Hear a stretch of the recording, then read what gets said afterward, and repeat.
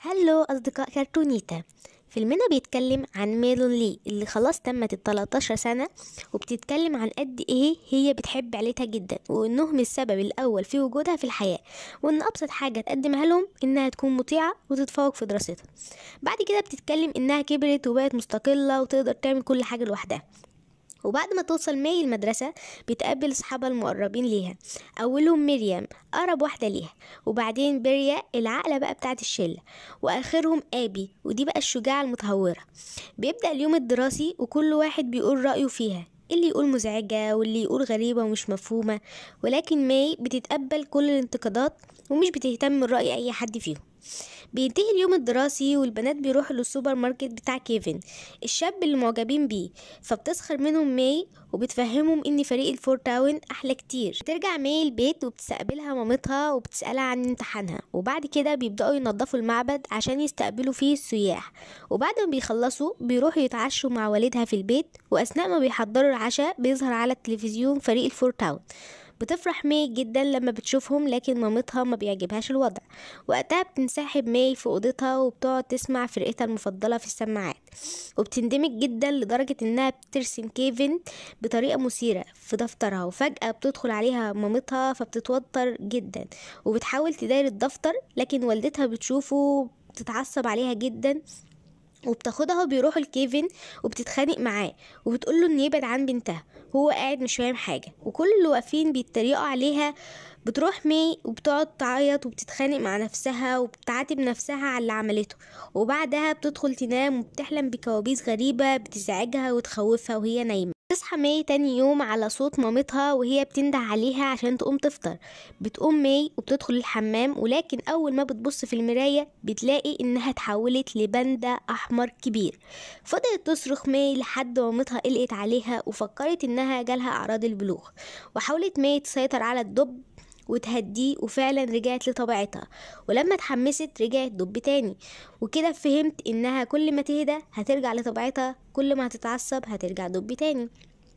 ولما بتوصل مي المدرسة بتلاقي تايلر معلق صور اللي حصل ليها امبارح. بتتعصب مي عليها، ولكن بتلاقي انها هتتحول لدب فبتهرب بسرعة قبل ما حد يشوفها وبتحاول تهدي نفسها. وهنا بنعرف مريم ان والدتها واقفة برا المدرسة وكل اصدقائها بيروحوا يبصوا عليها وهي بتتخانق مع المدرس. بتتعصب مي وبتتحول لباندا ومحدش بياخد باله منها غير والدتها. بتحاول مي تهرب لبعيد فبتجري وراها والدتها لحد ما بتوصل للبيت، وبتقعد في اوضتها تعيط لحد ما مامتها بتوصل وبتحاول تهديها. وبعد كده بيدخل والدها بيقول انه مش مصدق ان ده حصل دلوقتي. بتفهم مي انهم مخبيين عليها حاجة. بتاخدها مامتها المعبد وبتحكي لها كل حاجة. بتقول لها ان جدتها سانلي كانت في حرب، وعشان تقدر تدافع عن نفسها طلبت من الاله انه يحولها لباندا عشان تحمي بناتها. وفعلا رغبتها اتحققت. في يوم كان الهلال فيه احمر دموي، ومع مرور الأيام ورثوا بناتها قدرة التحول لباندا لحد ما الموضوع بقى عقبة في حياتهم. فبيحاولوا يوصلوا لطريقة يحبسوا بيها الباندا في أي حاجة موجودة، بس عشان تتم الطقوس لازم يكون القمر أحمر. وبالصدفة إن هيكون موجود يوم 25. تاني يوم أصحابها يروحوا يزوروها لانها ما جتش المدرسه، فبتدخلهم مي لجوه وبتهديهم وتقول لهم انها صاحبتهم، بس بسبب هرمونات زياده كده اتحولت لباندا. وبعد كده بتفهم منهم ان فرقه الفور تاون جايين المدينه. بتزعل مي لانها مش هتعرف تروح بحالتها دي. بيحاولوا اصحابها يهدوها ويحضنوها فبترجع مي لطبيعتها. وهنا بتاخد بالها ان حب اصحابها قادر يخليها هاديه مهما اتعصبت. بعد كده بتدخل مي في اختبار عشان اهلها يتاكدوا انها بتقدر تتحكم في الباندا. وبعد كده بتطلب من مامتها انها عاوزه تحضر حفله الفور تاون. بتتعصب مي من رفض مامتها رغم انها بنتها المطيعه اللي عمرها ما رفضت ليها طلب. بعدين بيجي اتصال لمامتها ان والدتها جاي عشان تحضر الطقوس معاهم. ولما بتوصل مي المدرسة بتفكر مع أصحابها هيجمعوا فلوس التذاكر ازاي وإنها غالية جدا. بتقترح عليها صاحبتها إنها تستغل شهرة الباندا في المدرسة بعد ما الكل بقى عارف إنها بتتحول لباندا، ويجمعوا منها فلوس. وبعد ما جمعوا اكتشفوا إنهم ناقص $100. فبيعرض عليها تايلر إنها تحضر حفلة عيد ميلاده بالباندا، هو يعطيها $100. فبتوافق ميلين على اقتراح. وبعد ما بتروح مي المدرسة بتحاول تخرج من البيت، بتلاقي جدتها وخالتها جايين عشان الطقوس.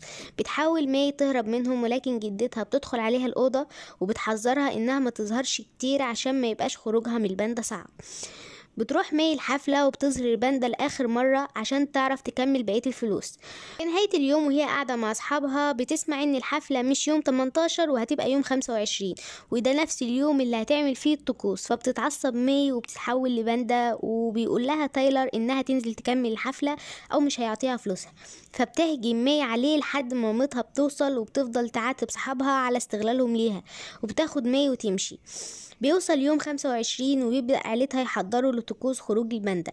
وأثناء بص مي على الباندا وبتفتكر ذكرياتها معاه، فبتقرر إنها تحتفظ بيه. وبتفشل الطقوس. وقتها مامتها بتتضايق منها وبتقع منها السلسلة وتنكسر. وقتها مامتها بتتحول لباندا كبير مرعب. بتجري مي على حفلة فور تاون وبتقابل اصحابها، وفجأة بيدخل عليهم دب مامتها الكبير المرعب وبيدمر المكان. فبتتحول مي هي كمان لباندا، بس بيبقى حجمها اصغر من مامتها بكتير. بتوصل جدتها وبتحاول تعمل الطقوس في مكان الحفلة، وبتطلب من مي انها تشغل والدتها عشان يقدروا انهم يتخلصوا من الباندا. بتحاول مي تدخل مامتها في الدايرة اللي عملوها، فمش بتقدر. فبتدخل خالتها، كل واحدة بتخرج الباندا المحبوسة وبيحاولوا يشدوها للدايرة، وفعلا بينجحوا انهم يعملوا الطقوس. بتظهر مي هي ومامتها في عالم موازي، ومامتها قاعدة تعيط عشان والدتها دايما كانت شايفاها ملهاش فايدة، ودايما بتتعصب عليها وهي عملت نفس الشيء معاها. فبتتأسف لها وبتشجع مي مامتها وبتاخدها بإيديها لحد ما بيوصلوا لجدتها. فبتاخدها بالحضن وبتقول لها انها مسامحاها. بعد كده بتطلب منهم انهم يعدوا من الممر واحدة ورا التانية. اما مي فمامتها بتحترم قرارها في انها تحتفظ بالباندا، وهنا بتبتدي تفهمها. وفي النهاية بتظهر مي هي ومامتها قدام المعبد وبيستقبلوا السياح، ولكن وهي باندا بجد. بعد كده صحابها بييجوا ياخدوها ومامتها بتتكلم معاهم وعلاقتهم بتتحسن. هنا الفيلم يكون خلص. باي.